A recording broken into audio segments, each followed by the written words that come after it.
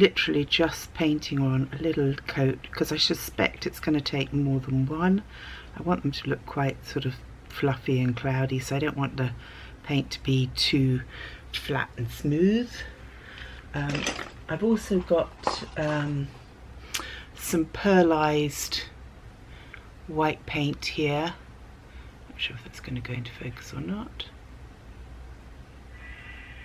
So this will, if mixed with the other white, will give it a sort of shimmery look. Now, when I was putting the blue paint onto this, the spray paint, I used two shades. So I used really dark blue, and then over the top of the dark blue I used a metallic blue. So I don't know if you can see, but it's definitely got like a shimmer to it. I didn't want a flat blue, because after all, these are shrines. They should be shimmery and sparkly and fabulous. Now, I just made these little clouds with little bobbles of clay because I sort of wanted to get that sort of marshmallow feeling that you get when you go up in the sky and you're like, you look down on the clouds and they're all you look like you want to jump out of the plane and frolic all over them because they look like little balls of cotton. I wanted to get that sort of effect. I purposely brought the clouds out over the moon so that you'd be seeing the moon through the clouds. I did actually think about whether I should have put some more clouds on it, but I just thought it doesn't, I mean, you know, it's always something I could always add later. And of course, when you do yours, if you do one, if you like to share my madness, then it's up to you how many clouds and where you put them. Obviously, my moon sort of turned into a lady moon rather than a male moon. It could have gone either way, but I like feminine faces, so she did come out a little feminine. I'm actually thinking that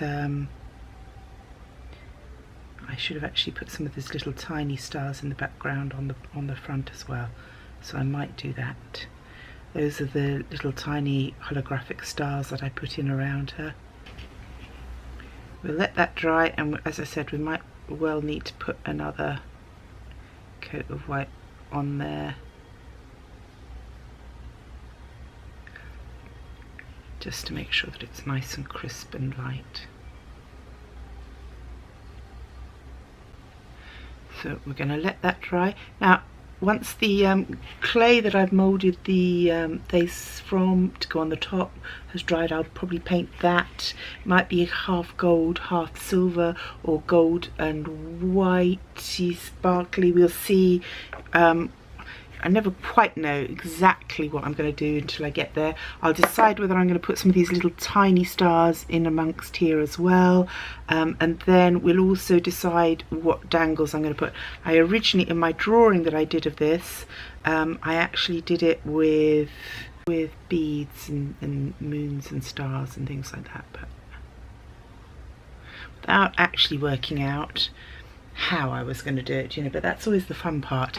You design things, then you've got to work out how you're going to do it. I'm always telling my children that I work with that they need to think very carefully about what they've got before they start planning to do things, so that they actually know that they've got the materials to do it. But then, you know, we don't always keep to the things that we tell other people. So I'm going to put that to the side whilst my clouds dry, and of course I've got such a collection that I can then immediately carry on with something else. So this is one that I'm going to paint my snail in. He's all drawn out. This is his shell, this is his head coming down. You will only see up to here. I want to put a little bit of moss in there, but I think that the beautiful marble paper is such a lovely background. I don't know if you can see how shimmery it is as well. I think it's going to look fantastic. I will have to probably paint it in white first and then paint over the white, so that because the green and black is quite strong underneath. But we'll see how we go. I'll get to work on that one and I'll come back to you in a second. Okay, so I've been working away. Our keyhole is now ready for its eye, which is going to be quite spooky and fun. I've added a lot more stars of different sizes onto the moon. The owl has been like I've kept it quite metallic, so it's sort of quite pretty, but it's definitely wood sort of grain. And I've got the owl still to paint. The snails have got the snail trails and the snail painting in the inside. Again, it's all quite pretty. It needs its shell dangles to go at the bottom. That's still to be done. The bee has got its final bit at the bottom there, so that's all done. Cat's still waiting to decide whether I'm going to put dangles on it or not. I think I probably will, just because I like them dangly. And I've started cutting out all the bits on the all the shapes for the other ones now. So I shall carry on with that. I don't know if I'm going to get any much more done tonight. I'm still waiting for the moons to dry for this one. They're not quite dry yet. They're still quite soggy.